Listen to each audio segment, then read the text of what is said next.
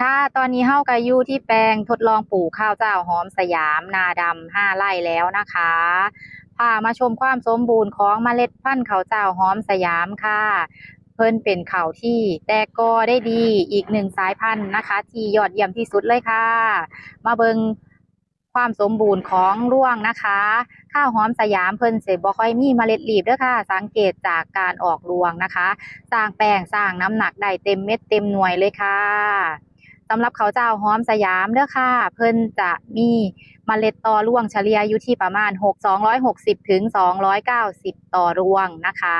ซึ่งเฮ็ดให้เพิ่นได้ผลผลิตหลายนะคะจากการที่มีระแงจับจีนะคะและที่สำคัญค่ะเป็นข้าวที่ยอดเยี่ยมที่สุดในตอนนี้ค่ะคือเพิ่นบ่หักล้มแม้แต่ต้นเดียวเลยค่ะ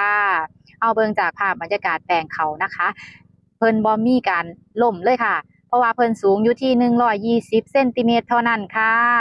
และเป็นเขาที่มีลำกอที่แข็งแรงนะคะเฮ็ดให้เพิ่นบ่หักล้มง่ายค่ะและที่สำคัญอีกประการหนึ่งค่ะเป็นเขาที่ต้านทานโรคข้อร่วงไหมได้ดีมากๆเลยนะคะและต้านทานโรคใบไหม้ได้ดีอีกประการหนึ่งค่ะสำหรับข้าวเจ้าหอมสยามค่ะถือว่าเป็นข้าวที่สมบูรณ์แบบที่สุดในตอนนี้ค่ะในบรรดาข้าวเจ้าหน้าปีข้าวเจ้าต้นเตี้ยนะคะ